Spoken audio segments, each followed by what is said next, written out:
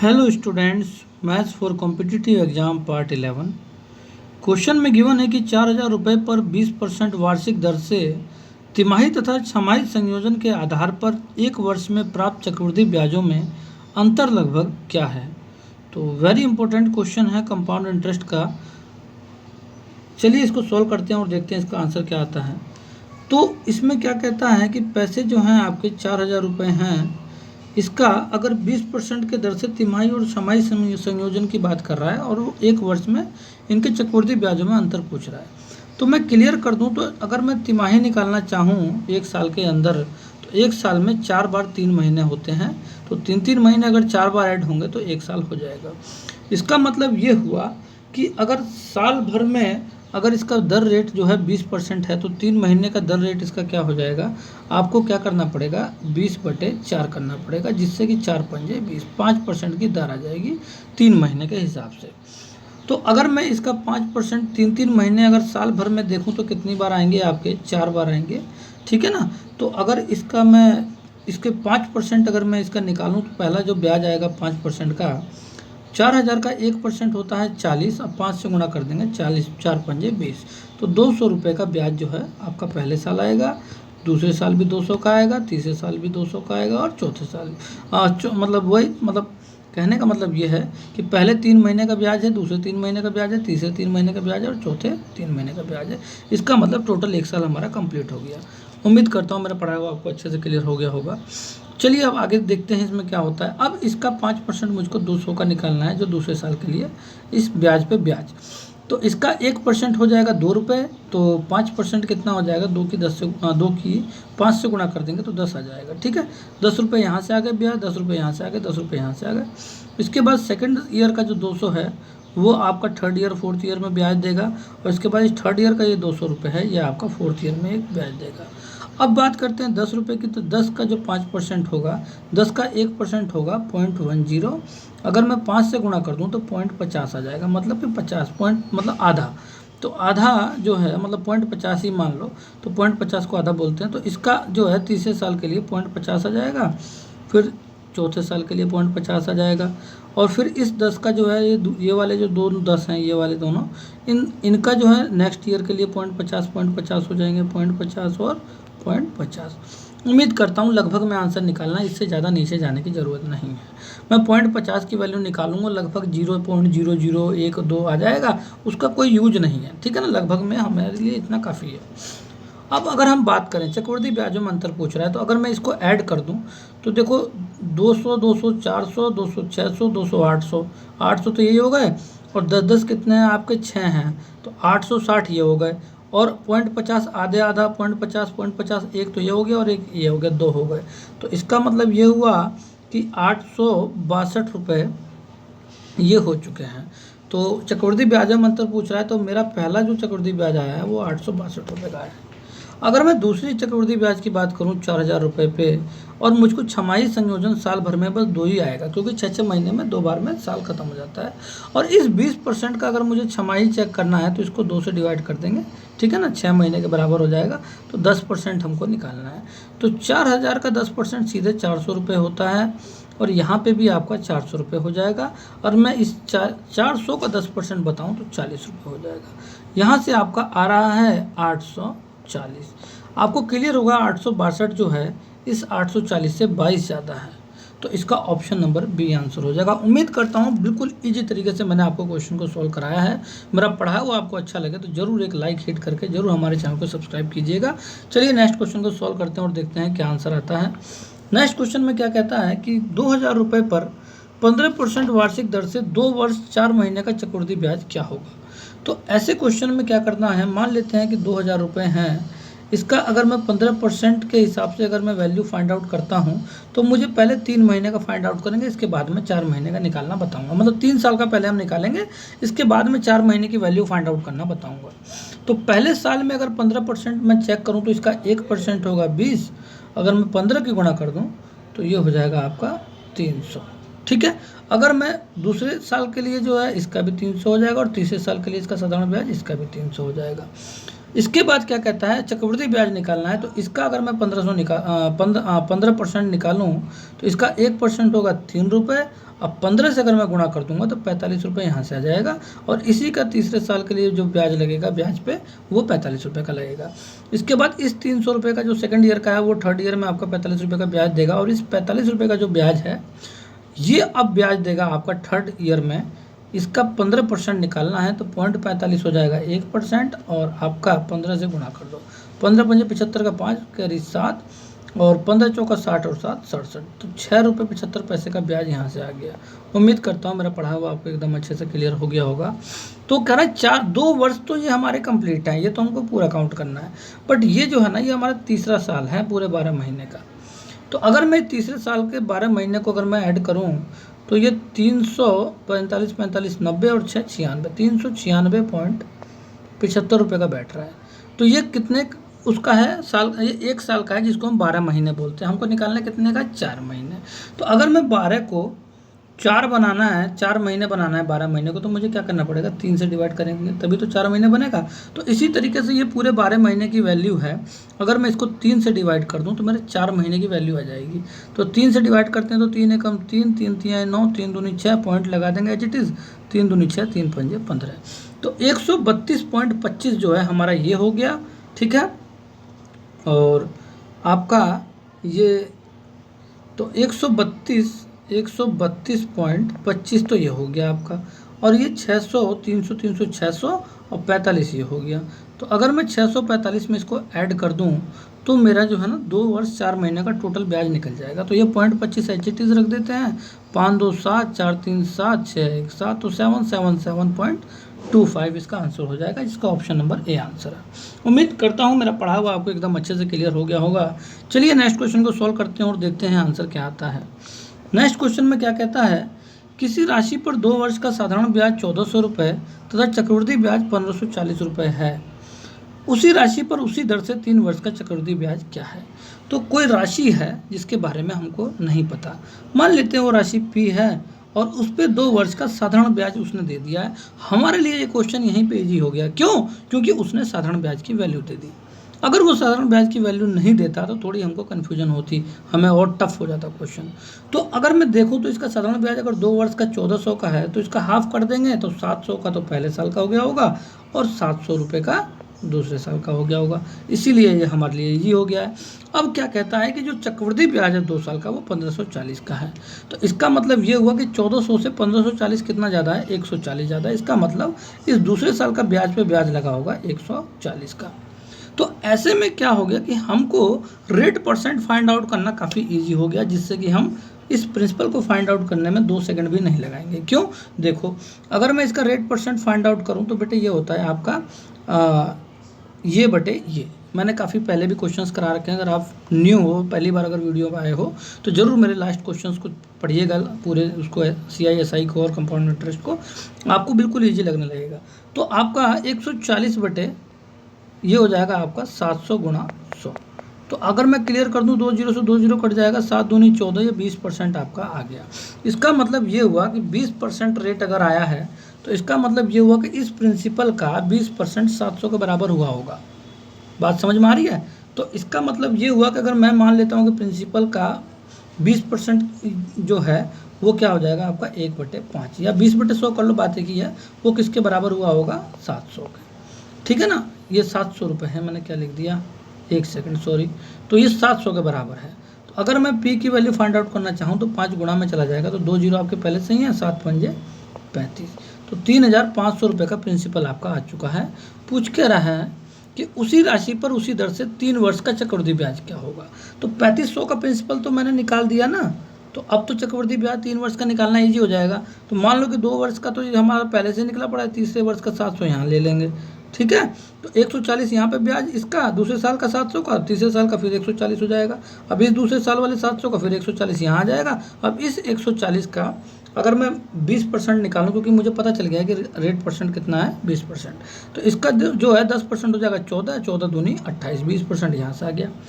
तो अब हमारा कंप्लीट हो गया ना, तो चक्रवृद्धि ब्याज हम इसको कंप्लीट ऐड कर देंगे, आंसर आ जाएगा। तो देखो 7 दूनी 14, 7 यहाँ 21, 21 हो गया, 2100 तो ये हो गए, ठीक है। और आपका 140 140 140 कितना हो जाएंगे, 14 दूनी 28, 14 तियाँ 42, तो 420 तो ये हो गए, और 28 ये, तो 448 ये होगा, 448। तो आपका 8 एज इट इज़ रहेगा, 4 एज इट इज़ रहेगा, 4 और 1 5, और ये 2548 आंसर आ जाएगा, जो इसका ऑप्शन नंबर सी है। उम्मीद करता हूँ मेरा पढ़ाया हुआ आपको एकदम अच्छे से क्लियर हो गया होगा। चलिए नेक्स्ट क्वेश्चन को सॉल्व करते हैं और आंसर देखते हैं क्या आता है। कह रहे कोई राशि चक्रवृद्धि ब्याज की दर से 6 वर्षों में 2400 रुपये तथा 12 वर्षों में 3600 रुपये हो जाती है, वह राशि क्या है। एक बात बताओ, कोई राशि जो भी होगी मुझे नहीं पता क्या है, ठीक है ना, वो पी रुपये की होगी, चलो मैंने पी रुपये मान लिए। कह रहा है जब वो राशि 6 वर्ष का जब समय ले रही है, कितने समय का टाइम ले रही है, 6 ईयर्स का, तो वो कितनी हो चुकी है, 2400 रुपये। और जब वो राशि 6 से जब 12 वर्ष का जब उसने समय लिया, मतलब 12 वर्ष का समय का मतलब ये नहीं है कि, देखो कहने का मतलब ये हुआ कि ये नेक्स्ट 6 वर्ष है, ये नेक्स्ट 6 वर्ष है। कहने का मतलब ये कि कोई राशि जब 6 वर्ष में तो 2400 हो रही है, और उसके बाद जो 12 वर्ष जो हो रहे हैं ना, मतलब स्टार्टिंग से 12 वर्ष, तो वो 3600 रुपये हो रही है। बात समझ में आ रही है। मतलब ये हुआ कि पहला 6 वर्ष में 2400 हुई और अगले 6 वर्ष में वो 3600 हुई। बात समझ में आ रही है, 2400 के बाद 6 वर्ष में, तो यहाँ से तो आपका 6 ईयर्स है, और ये स्टार्टिंग से ये 12 वर्ष है, ये चीज़ आपको समझना है। तो कह रहा है कि वो राशि क्या है, आपको उस पी की वैल्यू फाइंड आउट करनी है। तो मैं आपको क्लियर कर दूं, तो मुझे इन दोनों का रेशो बनाना पड़ेगा, ठीक है ना। तो अगर मैं इसका रेशो यहीं पे बना दूं, तो आपको यहाँ से कट जाएगा, ये देखो 2 0 से 2 0, और 6 चौक 24, या 12 दूनी 24, और 12 तियाँ 36, तो 2:3 का रेशो बन चुका है। तो ध्यान रखना, मैं आपको एक बात बता दूँ, तो ये क्या होता है कि 2400 रुपये की राशि थी, मैं आपको क्लियर कर दूँ। तो 2400 की राशि का अगर मैं, इस 2400 की राशि का अगर मैं ये 2 से 3 भाग पे आई है ना, पहले 2 भाग की वैल्यू थी जो भी थी, अब वो 3 भाग पे चली गई है 3600 के बराबर। तो उसका अगर मैं 3/2 कर दूं, मतलब 3 भाग के बराबर कर दूं, ठीक है ना, 3 भाग ऊपर रख लूँ, 3/2, तो इसका मतलब वो ये वाली वैल्यू आ जाएगी 3600। कैसे, देखो ये हो जाएगा 1200, और 12 तियाँ 3600। उम्मीद करता हूँ मेरा पढ़ा हुआ आपको एकदम अच्छे से समझ में आ रहा होगा। अगर मैं इसी 3600 का, अगर मैं आगे बात करता हूँ, अगर इस 3600 का, ठीक है ना, अगर मैं 2/3 कर दूँ, भाई जो 3600 जो 3 भाग था उसका अगर मैं 2/3 कर दूँ, तो अब आपका ये 2 भाग वाली वैल्यू आ जाएगी। देखो कैसे, तो 3 एकम 3, 3 दूनी 6, 0 0, 12 दूनी 2400। मैंने इसी क्वेश्चन में आपको इतना टाइम लगा के बताया है, जिससे कि आपको कोई प्रॉब्लम ना हो। बाकी क्वेश्चन मैंने इसके कराए हैं, काफ़ी स्पीड से कराए हैं, तो यहाँ पे मैं आपको समझाना चाहता हूँ कि इसमें हो क्या रहा है। तो अगर मैं इस 2400 का 3/2 कर देता हूँ तो 3600 आ जाता है, और 3600 का 2/3 कर देता हूँ तो 2400 आ जाता है। इसका मतलब ये हुआ कि अगर मैं अगर मान लेते हैं ये जो P है, ये जो P है, ठीक है ना, अगर मैं इस P का अगर मैं 3/2 कर दूँ, बात समझ में आ रही है, इस P का अगर मैं 3/2 कर दूँ, तो ये आपका 2400 के बराबर हो जाएगा, नहीं हो जाएगा। उम्मीद करता हूँ मेरा पढ़ा हुआ आपके समझ में आ गया होगा। जब मैं 2400 का 3/2 कर रहा हूँ, तो मेरा अगला वाली वैल्यू आ रही है ना, अगले 6 साल वाली, ठीक है। तो अगर मैं P के 3/2 कर दूँ, तो फिर मेरा अगले 2400 वाली वैल्यू आ जानी चाहिए फिर। तो इस तरीके से मैं आपको समझाना चाह रहा था इसमें हो क्या रहा है, ठीक है ना। तो अगर मैं यहाँ से करूँ तो 3 8 24, 800 ये हो जाएगा, और P की वैल्यू जो है 2 से गुणा में चला जाएगा, तो ये 1600 हो जाएगा। तो इसका जो राशि है ना, वो 1600 रुपये की राशि है, जो इसका ऑप्शन नंबर डी है आंसर। उम्मीद करता हूँ मेरा पढ़ा हुआ आपको एकदम अच्छे से क्लियर हो गया होगा। चलिए नेक्स्ट क्वेश्चन को सोल्व करते हैं और देखते हैं आंसर क्या आता है। कह रहे किसी राशि पर 20% वार्षिक दर से 2 वर्ष का साधारण ब्याज 600 रुपये है, उसी राशि पर उसी दर से उतने ही समय में चक्रवृद्धि ब्याज की राशि क्या होगी। तो कोई राशि है, हमें पता ही नहीं है, उस पर 20% वार्षिक दर से 2 वर्ष का साधारण ब्याज 600 रुपये बता रहा है। लेकिन एक बात है, साधारण ब्याज दे दिया, क्वेश्चन ईजी हो गया, यही तो बात है। अगर देखो यहाँ पे क्या कहता है, मान लो वो राशि P रुपये की है, उस पर जो भी 2 वर्ष का 20% के हिसाब से दर लगा है, तो वो साधारण ब्याज 600 रुपये बता रहा है। तो मतलब पहले साल 300 का रहा होगा, दूसरे साल 300 का रहा होगा। रेट परसेंट तुम्हें दे रखा, तुम्हें करना क्या है, कुछ भी तो नहीं करना है आपका। मान लिया राशि P रुपये है, इसका 20% मैं कहूँ तो 1/5 होता है ना, इसका फ्रैक्शन फॉर्म में। जब 20/100 कर दो, वो 1/5 ही आ जाएगा। वो किसके बराबर है, 300 के बराबर है, इस वाले के। तो यहाँ से अगर मैं P की वैल्यू निकालना चाहूँ तो ये 1500 रुपये की हो जाएगी। इसका मतलब मैं तो तुरंत ही मुझे पता चल गया कि ये इसका जो राशि है वो कितने की है, 1500 की।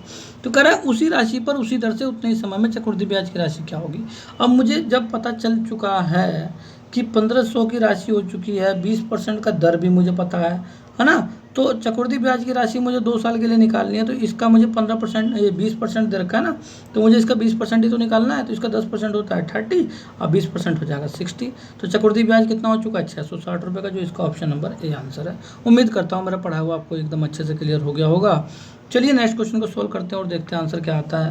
कह रहे कोई राशि चक्रवृद्धि ब्याज की दर से 8 वर्षों में 1200 और 12 वर्षों में 1500 रुपये हो जाती है, वह राशि क्या है। अब एक बात बताओ, कोई राशि होगी, मुझे नहीं पता, मान लो 20 रुपये की राशि थी, तो वो 8 वर्षों में तो 1200 हुई है। इसका मतलब ये हुआ कि उसको 8 साल लग गए कितने होने में, 1200 होने में, और उसके अगले 4 साल बाद वो कितने की हो चुकी है, 1500। तो इसका मतलब आपको मैं क्लियर कर दूं तो ये यहाँ पे तो 4 ईयर्स का टाइम आ रहा है और यहाँ पे कितने का आ रहा है, 8 ईयर्स का। तो इसका मतलब ये हुआ होगा कि ये राशि अगले 4 साल बाद कुछ और हुई होगी और उसके अगले 4 साल बाद वो 1200 हो गई। मैं आपको एकदम क्लियर कर दूं तो आपकी बात समझ में आ रही होगी मैं क्या कहना चाह रहा हूँ, ठीक है ना। तो अगर भाई सीधे 8 वर्ष में बता रहा है कि वो हो गई है, तो भाई आखिर 8 वर्ष के बाद 12 साल की वैल्यू जब बता रहा है वो, तो इसका मतलब क्या हुआ, इसका मतलब ये हुआ कि भाई 4 साल का डिफरेंस में तो ये 300 बढ़ गई, ठीक है ना, 1200 से 1500। तो इसका मतलब ये हुआ कि पहले 4 साल में कुछ हुई होगी, फिर उसके बाद वो 8 साल में कुछ हुई होगी, तो 8 साल में तो 1200 हो ही गई है, ठीक है ना। तो अगर मैं राशि निकालना चाहता हूँ तो मुझे फिर इसका रेशियो बनाना पड़ेगा। तो अगर मैं इसका रेशियो बना दूँ तो यहाँ पे देखो आपका क्या होगा, 2 जीरो हो जाएगा और ये हो जाएगा 3 चौका 12 और 3 पंजे 15। अब कहने का मतलब ये हुआ कि अब मैं आपको उस तरीके से मैंने जो पिछले उसमें समझाया था वहाँ पे मैं अब ज़्यादा नहीं समझाऊंगा, अब मैं क्लियर कर दूंगा कि इसमें करना क्या है। देखो भाई ये जो राशि 1200 रुपये की है वो 4 के भाग में है और 1500 की राशि है वो 5 के भाग में है, ठीक है ना। तो अगर मैं इस 1200 का, ठीक है, अगर मैं इस 1200 का अगर मैं 4/5 कर दूं तो मेरी ये वाली वैल्यू आ जाएगी। आइए मैंने आपको जैसे समझाया था, मान लो कि ये कोई राशि Q है, ठीक है, मान लेते हैं ये P राशि है, कोई Q राशि है, ठीक है। तो अगर मैं इस Q का क्या कर दूं, अगर मैं Q का 5/4 कर दूं, 5/4 बराबर किसके हो जाएगा, 1200 के, ठीक है ना। भाई कहने का मतलब यह है कि मुझे अगला हिस्सा, जैसे मैं 1200 है तो 1200 का 1500 कब होगा, जब मैं 1200 का 5/4 करूँगा तभी तो 1500 आएगा। तो इसी तरीके से अब इन दोनों के लिए, Q के लिए और 1200 के लिए, अब Q तो 4 भाग हो जाता है और जो 1200 है वो 5 भाग कहलाएगा। बात समझ में आ रही है, मतलब बड़ा हिस्सा आपका ऊपर रहेगा, ठीक है। तो Q का 5/4 जब मैं करूँगा तो 1200 के बराबर हो जाएगा। तो यहाँ से अगर मैं 5 से डिवाइड कर दूँ तो 5 दूनी 10, 5 चौक 20, 0, और ये हो जाएगा आपका 0, 4 चौक 16 का 6 और 4 दूनी 8 और 1 9, 960 रुपये की राशि हो जाएगी आपकी ये। उम्मीद करता हूँ मेरा पढ़ा हुआ आपको एकदम अच्छे से क्लियर हो गया होगा। तो अगर मैं इस P की वैल्यू फाइंड आउट करूँ तो इस P का फिर मुझको क्या करना पड़ेगा, 5/4। तो अगर इसका जब मैं 5/4 करूँगा तो वो Q के बराबर हो जाएगी, किसके, 960 के। अगर मैं यहाँ से 5 से डिवाइड करूँ तो 5 एकम 5, 5 निम 45 और ये हो जाएगा 5 दूनी 10। तो P की वैल्यू अगर मैं 4 से मल्टीप्लाई करूँ तो 4 दूनी 8, 9 चौक 36 का 6, कैरी 3, 4 एकम 4, 3 7, तो 768 रुपये की वो राशि हो जाएगी, जो इसका ऑप्शन नंबर सी आंसर है।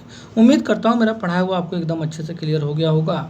इसका एक और ईजी स्टेप होता है कि अगर आपका ये 1200 की राशि है तो अगर मैं इसका 5/4 करता हूँ तो 1500 हो जाएगा। तो अगर मैं 1200 का 4/5 कर दूँ, ठीक है ना, मतलब कि 1200 की जो ये राशि है अगर मैं इसका 4/5 कर दूँ, ठीक है ना, 5/4 करने पर अगली वैल्यू आती है और 4/5 करने पर इसके बटे में ये करने पर पिछली वैल्यू आती है।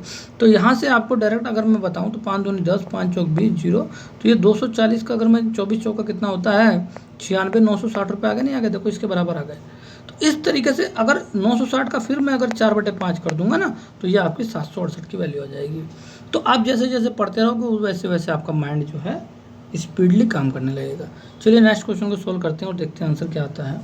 कह किसी राशि पर 3 वर्ष का 10% वार्षिक दर से साधारण ब्याज 1200 रुपये है, उसी राशि पर उसी दर से उतने ही समय में चक्रवृद्धि ब्याज की राशि क्या है। तो कोई राशि तो मुझको पता ही नहीं है, बट उसने ये कह दिया कि साधारण ब्याज दे दिया। तो जब भी साधारण ब्याज दे दे तो समझ जाओ कि आपका काम फिट है, एकदम ईजी तरीके से क्वेश्चन को सोल्व कर दोगे। मुझे नहीं पता राशि क्या है, मैंने मान लिया P रुपये की राशि है, 3 वर्ष का ब्याज कह रहा है और 10% वार्षिक बता रखी है। तो 10% के हिसाब से अगर मैं इसका 1200 में अगर चेक करूँ तो इसका 3 वर्ष का है ना ये, तो 1 वर्ष का कितना हो जाएगा, 400, ठीक है, 400 फिर 400 फिर 400, ठीक है, 3 साल का 400 होगा, तभी तो 1200 होगा टोटल। तो कह रहा है अगर मैं बताऊं तो देखो राशि का 10% का दर है, तो इसका मतलब इस राशि का 10% 400 है, तो इसका मतलब 100% क्या हुआ होगा, 4000 रुपये। उम्मीद करता हूँ मेरा पढ़ा हुआ आपको समझ में आ गया होगा, नहीं तो मैं आपको क्लियर कर देता हूँ। मान लेते हैं राशि P रुपये की है, इसका 10% क्या हो जाएगा, 1/10, वो किसके बराबर है, इस 400 रुपये के बराबर है। तो ये जो नीचे वाला जो 10 है ना, वो गुणा में चला जाएगा, तो वो 4000 की राशि हो जाएगी। उम्मीद करता हूँ एकदम आपको अच्छे से समझ में आ गया होगा। तो राशि निकालना तो काफ़ी इजी हो गई आपके लिए, परसेंट आपको पता ही है, साधारण ब्याज पता ही है, चक्रवृद्धि ब्याज निकालना है। तो इसका 10% 400 का हो जाएगा 40, फिर अगले साल के लिए भी 40 हो जाएगा, फिर इसका हो जाएगा 40, अब इस 40 का 10% हो जाएगा 4, खत्म कहानी, बस इसको ऐड कर दो, चक्रवृद्धि ब्याज निकल जाएगी। तो 400 400 400 1200 तो यही हो गए, अब 1200 और 4 दूनी 8, 4 3 12, 120 ये हो गए, तो 1320 ये और 4 ये, तो 1324 रुपये हो गए, जिसका ऑप्शन नंबर बी आंसर हो जाएगा। उम्मीद करता हूँ मेरा पढ़ाया हुआ आपको क्लियर हो गया होगा। चलिए नेक्स्ट क्वेश्चन को सोल्व करते हैं और देखते हैं क्या आंसर आता है। कह रहा कोई राशि चक्रवृद्धि ब्याज की दर से 10 वर्षों में 800 रुपये तथा 15 वर्षों में 1000 रुपये हो जाती है, वही राशि उसी दर से 20 वर्षों में कितनी हो जाएगी। तो एक बात बताओ, कोई भी राशि है, मुझे क्या पता कौन सी राशि है, मैंने मान लिया P रुपये की राशि है, अगर वो भाई 5 वर्ष में कुछ हुई होगी, भाई 5-5 साल का डिफरेंस दे रहा है ना, तो 5 वर्ष में कुछ हुई होगी, हमें नहीं पता, छोड़ो, हमें उसको निकालना ही नहीं है। तो 10 वर्ष में वो कितनी हो चुकी है आपकी, 800 रुपये की, ठीक है। फिर इसके बाद 15 वर्ष में वो हो चुकी है 1000 रुपये की। अब कह रहा है कि वो 20 वर्षों में कितनी हो जाएगी, मुझे ये बताना है। तो मैंने अभी आपको बताया था, अगर मान लो पहले मैं इसका क्या करूँगा, 800 और 1000 का रेशियो बनाऊँगा। अगर मैं इसका रेशियो बनाऊँ तो देखो ये 0 से 0 कट जाएंगे, और 2 चौक 8, 2 पंजे 10, तो 800 और 1000 का जो है 4:5 का रेशियो आया। अगर मैं इस 800 का 5/4 कर दूं तो 1000 आ जाएगा, है ना। तो अगर मुझे अगली वैल्यू निकालनी है तो इस 1000 रुपये का फिर मैं 5/4 कर दूंगा, तो मेरी अगली वैल्यू आ जाएगी। उम्मीद करता हूँ मेरा पढ़ाया हुआ आपके समझ में आ गया होगा, ठीक है ना। तो देखो 4 दूनी 8, 4 पंजे 20, 0 25 पंजे 125 और 0 आपका है, तो 1250 इसका ऑप्शन नंबर सी आंसर होगा, ठीक है। चलिए नेक्स्ट क्वेश्चन को सोल्व करते हैं और देखते हैं। कह रहा कोई राशि, किसी राशि पर 5% वार्षिक दर से 2 वर्षों का चक्रवृद्धि ब्याज 369 रुपये है, उसी राशि पर उसी दर से साधारण ब्याज की राशि क्या होगी। अब क्या कहता है कि कोई राशि है जिस पर 5% वार्षिक दर से 2 वर्षों का जो चक्रवृद्धि ब्याज है वो 369 रुपये है। अब एक बात बताऊँ, यहाँ पर उसने साधारण ब्याज नहीं बताया, तो यहाँ पे उसने चक्रवृद्धि ब्याज बता दिया, तो इसीलिए ये क्वेश्चन अब हमारे लिए क्या हो चुका है, थोड़ा सा कॉम्प्लिकेटेड। तो कह रहा है किसी राशि पर 5% वार्षिक दर से 2 वर्षों का चक्रवृद्धि ब्याज 369 रुपये है, तो उसी राशि पर उसी दर से साधारण ब्याज की राशि क्या होगी। तो अब एक काम करते हैं, इसको हम फिर फार्मूले से सॉल्व कर लेते हैं, फिर क्या किया जाए, दूसरा कोई तरीका तो मेरे समझ में आ नहीं रहा, ठीक है ना। या तो जो है 5% के दर से कह रहा है कि 2 वर्षों का चक्रवृद्धि ब्याज 369 रुपये है, तो या तो मैं राशि का 5% चेक करूं, किसी भी राशि को उठाऊं और उसका 5% चेक करूं, ठीक है। तो वैसे भी कर सकते हैं, ऐसी कोई बात नहीं है। तो चलो एक काम करते हैं, चक्रवृद्धि ब्याज बता रहा है ना ये, तो 369 रुपये है ये। एक काम करते हैं, रुक जाओ। तो अगर मैं 350 को लेकर चलूँ, दिमाग ही लगा लेते हैं, चलो अगर मैं 350 को लेकर चलूँ तो इसका 5% कितना हो जाएगा, आपका हो जाएगा 17.5। अच्छा एक सेकंड, हमें राशि का नहीं पता। लो भाई, हम तो हमेशा 100 ही मान के चलते हैं, हमारा ये तो हथियार सबसे तगड़ा है, 100 मानने वाला। मान लेते हैं कि 100 रुपये की वो राशि है, 5% के वार्षिक दर से 2 वर्षों का चक्रवृद्धि ब्याज निकालना है। तो मैं मान लेता हूँ कि मेरी 100 रुपये की राशि पे मेरा 5% 5 रुपये हो गया पहले साल का, और दूसरे साल का भी 5 रुपये हो गया।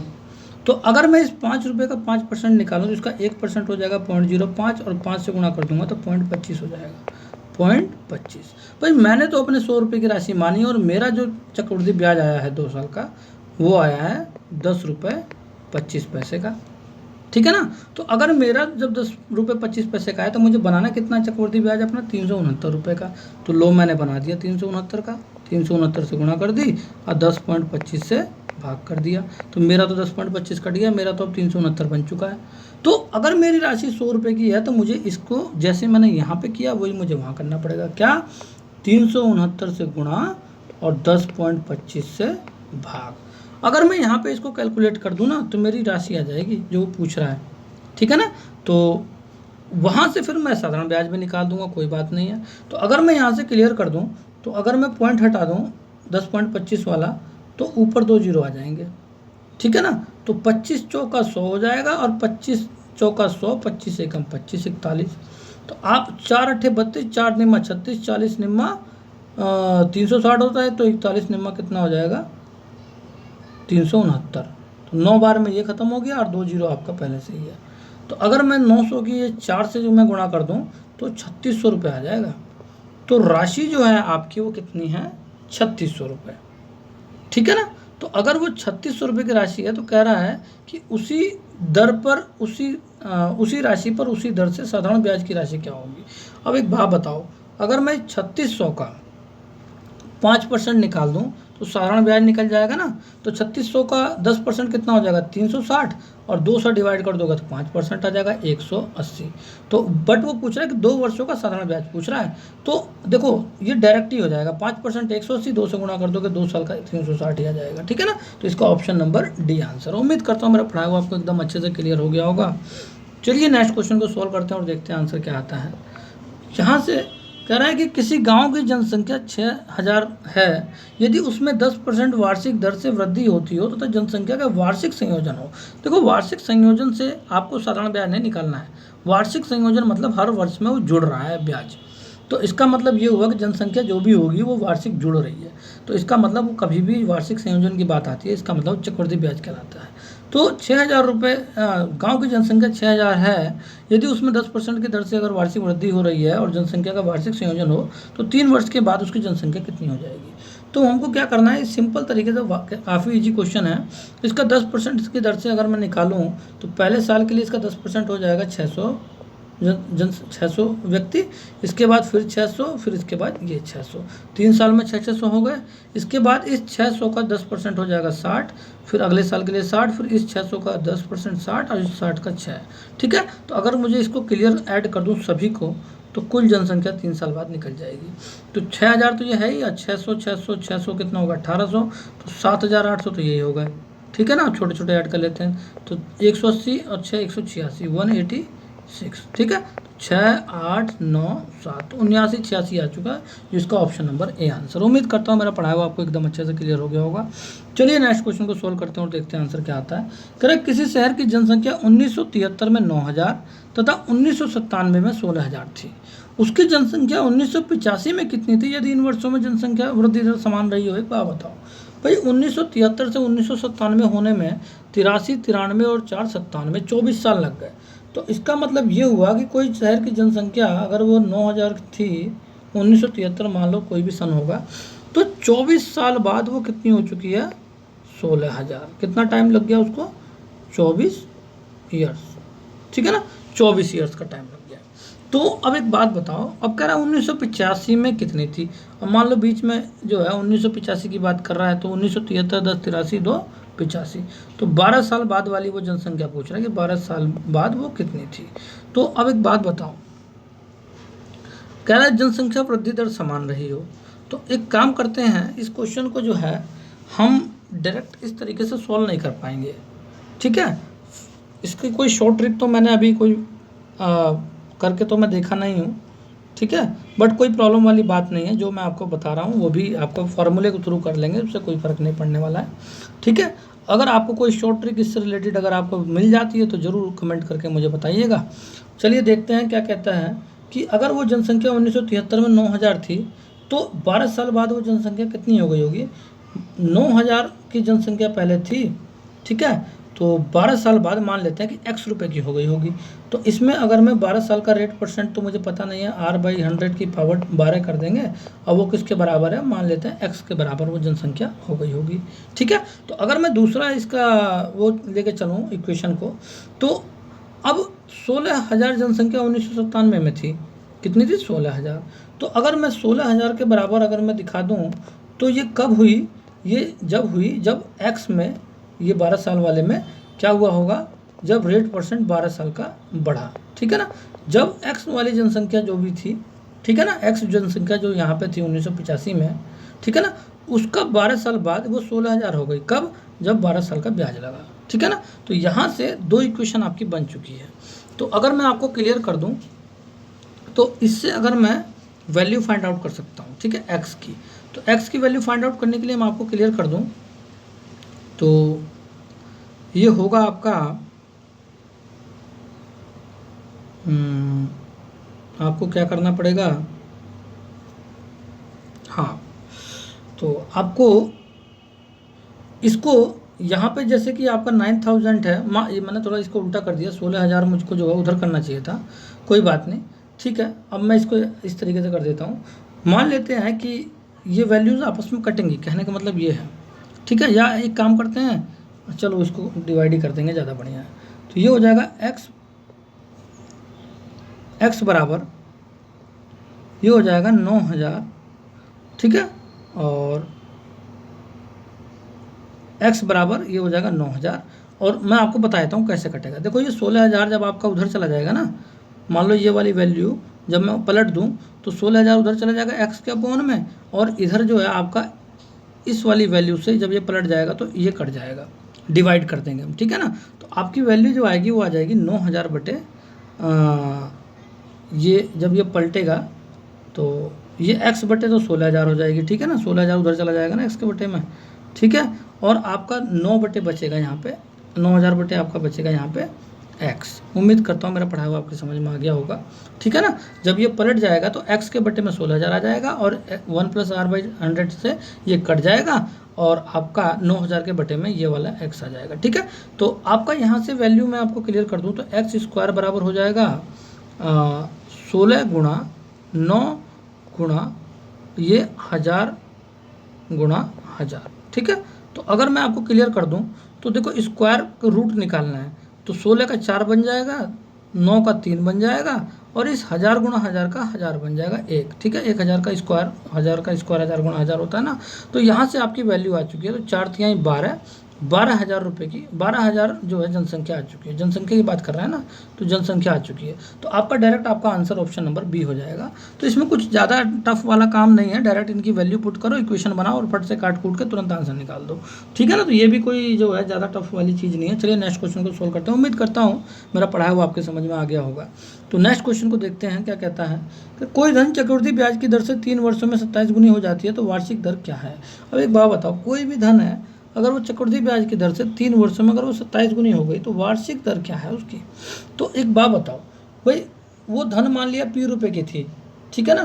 तो p रुपये की धन है तो वो 27 गुनी हो गई, तो खुद की कितनी गुनी हो चुकी है, 27 गुनी। तो 27 p के बराबर हो जाएगा। कौन सा धन था, p धन था, तो ये मिश्र धन के बराबर हो जाएगा ना 27 गुनी। तो p धन था और वो कितने समय में हुई थी, 3 वर्षों में, तो r/100 की पावर 3 हो जाएगी, ठीक है ना। तो हमको वार्षिक दर r की वैल्यू फाइंड आउट कर रहा है। तो यहाँ से अगर मैं उसका मूलधन को अगर मैं आपस में काट दूँ, जो भी कोई धन था, ठीक है ना, तो यहाँ से 27 को मैं क्या कर सकता हूँ, 3 की पावर 3 लिख सकता हूँ, और यहाँ आ जाएगा 1 + r/100 की पावर 3। तो ये पावर तो आपकी खत्म ही हो जाएंगी आपस में, आपको पता ही होगा। तो r/100 बराबर 1 उधर आके माइनस में चला जाएगा, तो 3 में से 1 गया 2 आ जाएगा। तो r बराबर 2 की 100 से गुणा कर देंगे तो 200% आ जाएगा, जिसका ऑप्शन नंबर बेटे सी है। उम्मीद करता हूँ मेरा पढ़ाया हुआ आपको एकदम ईजी से समझ में आ गया होगा। चलिए नेक्स्ट क्वेश्चन को सोल्व करते हैं और देखते हैं आंसर क्या आता है। नेक्स्ट क्वेश्चन में कहता है किसी धन पर 3 वर्ष का चक्रवृद्धि ब्याज दर से मिश्रधन 7200 रुपये और 4 वर्ष का मिश्रधन 8100 रुपये है, तो वार्षिक दर क्या है।